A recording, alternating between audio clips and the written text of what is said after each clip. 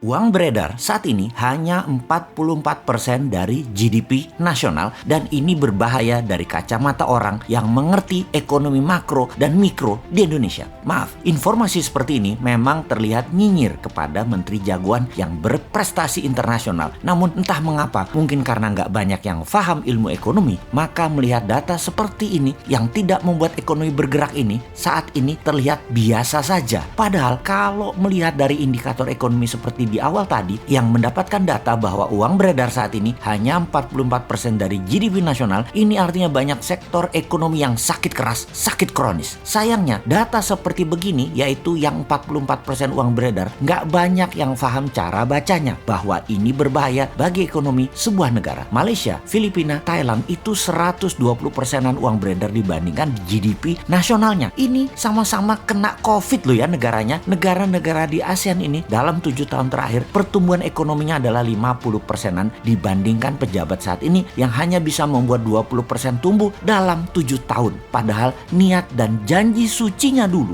50%-an tumbuhnya dalam 7 tahun karena setiap tahun katanya ekonomi harus tumbuh 7%. Dan kalau semua itu tercapai tumbuhnya 50%-an. Ini harusnya ya 50%-an dalam 7 tahun. Ternyata tidak tercapai, hanya 20%. Dan untuk menutupi kegagalan tersebut, maka strategi yang dilakukan oleh yang katanya jago ekonomi dan keuangan negara tersebut yaitu menggunakan FDI, Foreign Direct Investment. Oke, bolehlah strateginya. Sekedar mengingatkan di mana nanti para new mind kalau berkuasa beda strateginya. Pakai DDI, Domestic Direct Investment. Pakai kekuatan kita sendiri dalam negeri, anak bangsa. Saat ini oleh old mind, anak bangsa kekuatan sendiri tidak dipercaya. Bahkan 4L sering mengatakan Indonesia belum mampu, jadi perlu orang Tiongkok. Heran ya, kok anak bangsa diejek tapi oleh fansnya nggak ada yang mencela atau yang kecewa. Oh lupa, punya pasukan buzzer yang selalu meluruskan hal yang bengkok dengan narasi. Bener deh, sangat jelas kalau strategi sekarang adalah cinta asing. Karena itu dipilih investasi FDI. Sekali lagi, namanya juga keputusan orang populer. Semua dilakukan terlihat benar lah. Sampai suatu hari piring kalian kosong, nggak ada lauk yang bisa dimakan. Baru Anda akan percaya ada masalah bernegara ekonominya. Tapi kita ini warga negara yang baik. Kita setuju FDI. Coba sekarang kita kalkulasi strategi FDI itu. Setelah kita hitung FDI dana masuk dibagi jumlah penduduk Indonesia, ternyata di Indonesia hanya dapat $100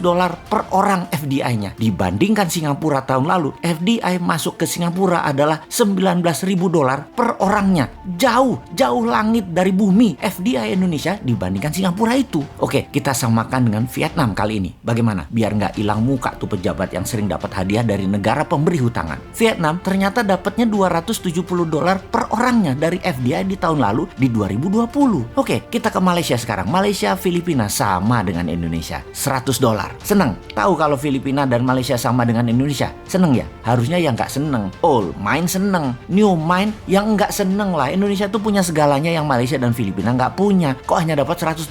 Lalu apa strateginya? Ya kembali ke klasik, karena old mind bisanya cuma satu, yaitu hutang lagi. Oke, mau lihat dari kacamata mana indikator ekonominya sekarang? Bagaimana kalau kita lihat dari pertumbuhan kredit? Tiap tahun harusnya kredit disalurkan itu tumbuhnya 15% dibanding tahun sebelumnya. Di mana 15% itu pasti akan menumbuhkan 7%-an ekonomi. Namun, beberapa tahun belakangan ini, kredit hanya 2-3% pertumbuhannya. Ya bagaimana ekonomi mau tumbuh 7%? Gak ada likuiditas begitu. Bisa mikir gak sih ini pejabat yang berkuasa tentang ekonomi? Jadi wajar kan tumbuhnya tahun lalu minus 2%. Lalu kita sudah hampir 4 kuartal nih minus terus pertumbuhannya. Kita lihat deh di awal tahun 2021 ini deh. Minus apa plus? Kalau minus jadi 4 kali atau 4 kuartal. Ini menunjukkan kinerja ekonomi negatif. Bahaya ini kalau rakyat mulai lapar. Tapi jujur deh, saya menilai bagus banget narasi para buzzernya. Sehingga rakyat gak sadar ekonomi ke arah berbahaya. Keren buzzernya, keren, narasinya keren. Jadi bernegara pakai narasi ya baru kali ini. Kalau yang lain kan bernarasi pakai fakta dan pakai pertumbuhan ekonomi. Kalau sekarang pakai narasi, tapi narasi narasinya emang keren. Asli nih, kalau ternyata sampai tahun 2021 akhir rakyat ekonominya makin berat, maka bisa-bisa pejabat populer tadi jadi nggak populer. Dan jangan sampai nengok semua ke Bosman karena semua yang dikatakan Bosman terlihat benar. Tar dulu, nggak benar juga Bosman ini semua analisanya benar. Namun kalau utak-atik hitungan ekonomi rasanya jarang meleset. Lalu kalau sekali lagi sampai akhir 2021 ekonomi Indonesia masih minus, apa saran untuk mengatasi hal ini? Maka kaum New Mind akan berkata gampang, tahun 2022 pemilu dipercepat aja, nggak usah nunggu 2024. Piejal, setuju?